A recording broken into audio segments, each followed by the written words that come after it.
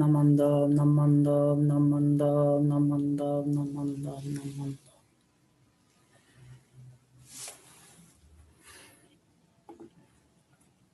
Thank you, everyone, for coming to today's Transgender Day of Remembrance Memorial Service for Berkeley Buddhist Temple and all of our Sangha friends. And thank you for coming, everyone who is visiting for the first time. We're so glad you're here. I'd like to start with the chanting of Sambujo, which is the 3 respectful callings. It's an invocation to Amida Buddha, Shakyamuni Buddha, and the Buddhas of the 10 directions. Then we'll continue our service.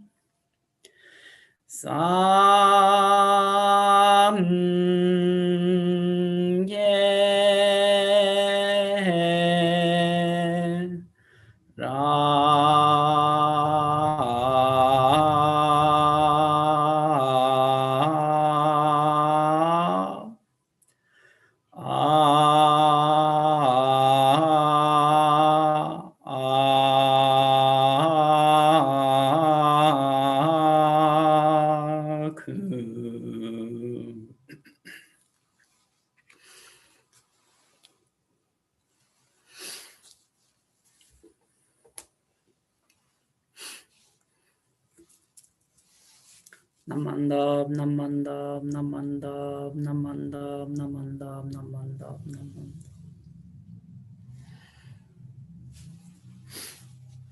Thank you once again for joining us today at Berkeley Buddhist Temple's annual Transgender Day of Remembrance Memorial Service. This year, we're hosting the service online as we at the temple feel it's still important to continue this tradition of honoring our transgender folks and our communities. Originally, the Transgender Day of Remembrance was set aside to memorialize those who were killed due to anti-transgender hatred or prejudice. This event is held in November to honor Rita Hester, who was murdered on November 28, 1998. That murder kicked off the Remembering Our Dead project and a San Francisco candlelight vigil in 1999. Rita Hester's murder, like most anti-transgender murder cases, has yet to be solved. Although not every person represented during the Day of Remembrance self-identified as transgender, each was a victim of violence based on bias against transgender people. The Transgender Day of Remembrance serves several purposes. It raises public awareness of hate crimes against transgender people, an action that the current media doesn't perform. This Day of Remembrance publicly mourns and honors the lives of our family who might otherwise be forgotten. We come together to express love and respect for our people in the face of national indifference and often hatred. This Day of Remembrance reminds non-transgender people that we are their family, their offspring, their parents, friends, and lovers. The Day of Remembrance gives our allies a chance to step forward with us and stand in vigil, memorializing those who we've lost by anti-transgender violence. I would like to introduce my fellow minister's assistant, Tara, who would like to offer a reflection for this evening's service.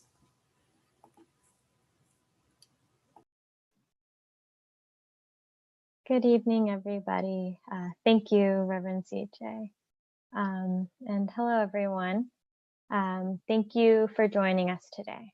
I am Tara. I'm a minister assistant with the Berkeley Buddhist Temple, and I'm going to share a small reflection with you all today.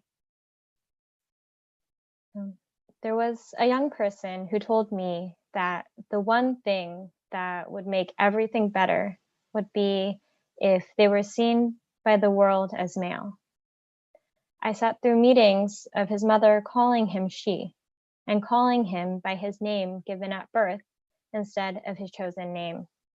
At each she, he looked down and away, pain in his face. This young person struggled with depression and thoughts of suicide. He often felt anger and would let this anger out. Others viewed this anger as defiance. Since he has learned ways to channel this anger and his struggles into positive, this young person and so many who identify as transgender or non-binary are resilient, but they shouldn't have to be.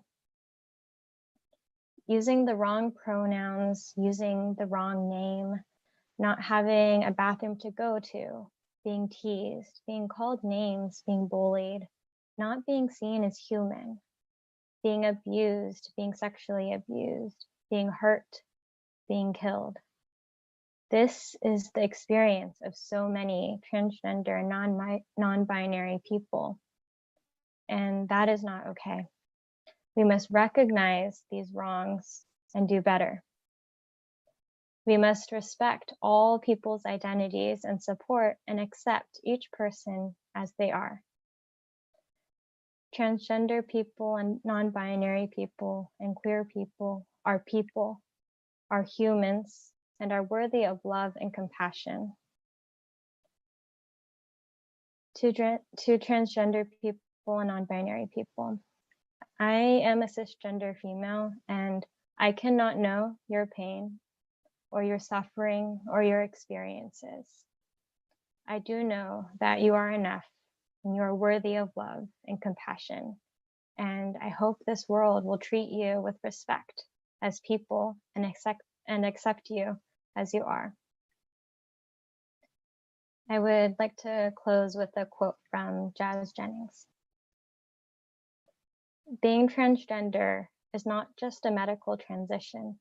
It's about discovering who you are, living your life authentically, loving yourself, and spreading that love towards other people and accepting one another. And so thank you very much. And I'm going to turn it back over to Reverend CJ. Thank you, Tara. Now we'll have several minutes of quiet sitting as we read the names of the transgender people who we lost last year. Please feel free to sit quietly, to pray, offer incense, light a candle, or whatever you feel appropriate.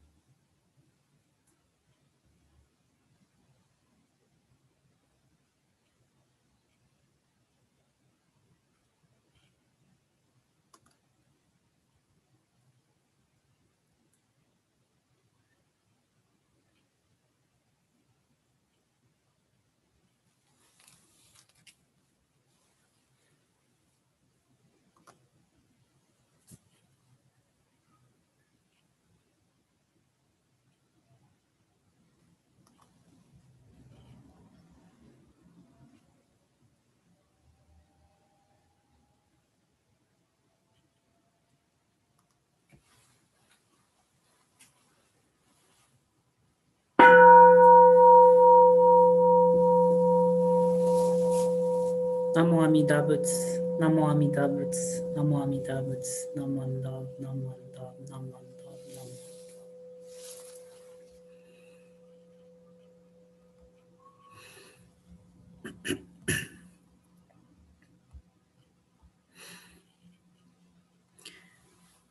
I'm grateful for all of us who've been able to come to today's memorial service. This is difficult. We're living in hard times where we rarely get to see our loved ones. Personally, I've only experienced a hug 3 times in the past 6 months, and I'm sure that many of us can relate to that sense of loneliness. Putting together this service was very challenging, especially during this time of fear, uncertainty, and isolation. As I researched the lives of our trans family who died last year, my heart broke. The source website I referenced included each victim's name, the date of their death, and the way in which they died. As I typed each name from that very long list, I couldn't help but imagine the fear and suffering that each person experienced in their last moments on this earth. Each of them was born into a family, raised by people who loved them, may have had partners, had friends, hopes, aspirations, dreams, and undoubtedly experienced joy and love. It's a tragedy to lose so many folks in our beloved community to the violence of hatred and discrimination. Equally unsettling is the depression, anxiety, and mental illness that so many of us trans people deal with every day due to the commonplace oppression and erasure that we face from so many people. Often those are the people who we care about and love the most. In Jodo Shinshu Buddhism, we understand that humanity is inherently flawed by our limited views and our swollen egos. From the perspective of the oppressor, the transphobic person who perpetuates violence against us, the view, the lie that transgender people are somehow unnatural, exotic, strange, vile, dirty, or unworthy of love becomes their whole world. And for many of us trans folks, we are told this lie so often that we begin to believe it. Even if we know better, this hatred poisons our subconscious and nags at our confidence, which darkens the bright light of our fabulousness. This foolish and limited view is the problem that causes so much pain and suffering. Our oppressors experience the fear of trans people, which is often one form of suffering. Nobody wants to live in fear, so they lash out in anger and violence. And so we trans folks live in very real fear of being hurt emotionally and physically. Jodo Shinshu teaches us more, however, about humanity. There is refuge from our fear, a cure for the poison of our ignorance and limited view, and that is the light of the Buddha and the Dharma, our teachings. When we are able to recognize the cause of this fear and the violence it perpetuates, both from our oppressors and within ourselves, our perspectives are able to expand. We can realize that we are worthy of love and respect. You could say that in Jodo Shinshu Buddhism, nobody ever really dies because we become Buddha. At the end of our lives, we're transformed into the light which opens the eyes of everyone else, which are dimmed by the fear and hatred, or by sorrow and anxiety. As we read the names of our transgender family who died last year, we are encountering sorrow and tragedy, yes. And at the same time, we are encountering many, many Buddhas, each of them urging us to awaken to the truth. They are, all of them, casting light on the ignorance of our fear, expressing their heartfelt aspiration that we all learn to open our hearts and live our lives beyond the fear and hatred that causes so much suffering. While it's true that today is a sad day, it's overwhelming to witness so much senseless violence and death. And it's important for us to do so because many of the lives who were lost will not be remembered for who they were. Transgender folks who were beloved. Many of the folks who were taken from us last year were not identified. And in news reports, murdered trans people are often referred to by their dead names and misgendered by unaccepting family or friends, and also by ignorant or callous news media. Remembering those who we have lost is one aspect of how we awaken to the truth of our existence and how we slowly work through the ignorance that prevents us from being truly compassionate to others, and equally importantly, to ourselves. I realize that we are all living in difficult times, and if any of my transgender or other LGBTQ family are out there and is in pain and needs someone to talk to, I want you to know that I'm here for you. If you'd like to speak with me, feel free to email me directly via the email address on the Facebook or Instagram ads for tonight's service. You can also email Berkeley Buddhist Temple and I'll have them forward your message to me. We have to stick together because we're family. I'd like to close my Dharma talk today. So if you would please join me in Gasho, I'll follow it with the reading of a poem. Namo Amida Butsu, Namo Amida Butsu, Namo Amida Butsu, Namo Amida Butsu, Namo Amida Butsu. The poem I'd like to share was written by TED Fellow Lee Mokobe, who is a Black trans man. The first time I uttered a prayer was in a glass-stained cathedral. I was kneeling long after the congregation was on its feet, dipped both hands into holy water, traced the Trinity across my chest, my tiny body drooping like a question mark all over the wooden pew. I asked Jesus to fix me, and when he didn't answer, I befriended silence in the hopes that my sin would burn, and salve my mouth would dissolve like sugar on tongue, and shame lingered as an aftertaste. But in the attempt to reintroduce me to sanctity, my mother told me of the miracle I was, said I could grow up to be anything I want. I decided to be a boy. It was cute. I had a snapback, toothless grin, used skin knees as street cred, played hide and seek with what was left of my goal. I was it, the winner of a game the other kids couldn't play. I was the mystery of an anatomy, a question asked but not answered. Tightroping between awkward boy and apologetic girl, and when I turned 12, the boy phase wasn't seemed cute anymore. It was met with nostalgic aunts who missed seeing my knees in the shadows of skirts, who reminded me that my kind of attitude would never bring home a husband. And I existed for heterosexual marriage and childbearing, and I swallowed their insults along with their slurs. Naturally, I did not come out of the closet. The kids at my school opened it without my permission, called me by a name I did not recognize, said lesbian. But I was more boy than girl, more Ken than Barbie. I had nothing to do with hating my body. I just love it enough to let it go. I treat it like a house, and when your house is falling apart, you do not evacuate. You make it comfortable enough to house all your insides. You make it pretty enough to invite guests over. You make the floorboards strong enough to stand on.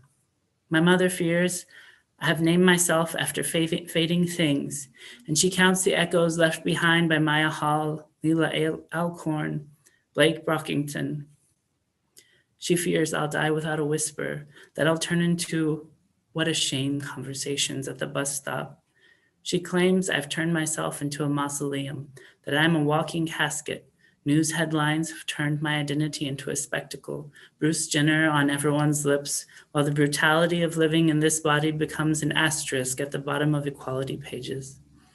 No one ever thinks of us as human, because we are more ghosts than flesh, because people fear that my gender expression is a trick, that it exists to be perverse, that it ensnares them without their consent, that my body is a feast for their eyes and hands, and once they have fed off my queer, they'll regurgitate all the parts they didn't like. They'll put me back in the closet, hang me with all the other skeletons.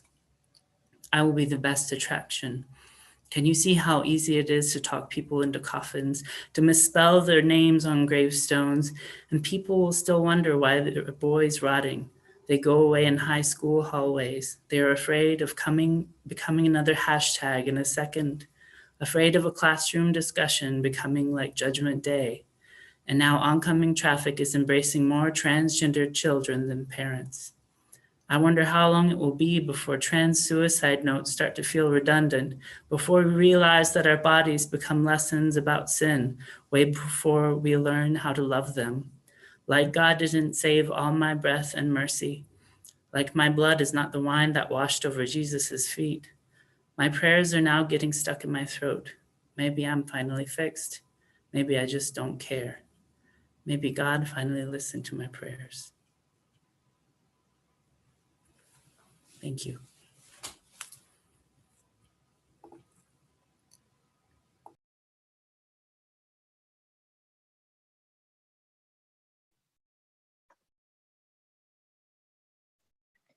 Thank you very much, Reverend CJ, for your Dharma message and for sharing the poem with us.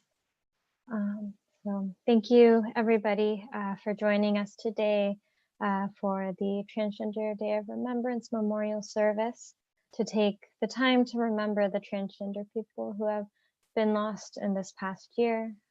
This event is so important, and it is crucial that we remember the lives that have been lost and continue to do what we can to support and love and care for those who are living.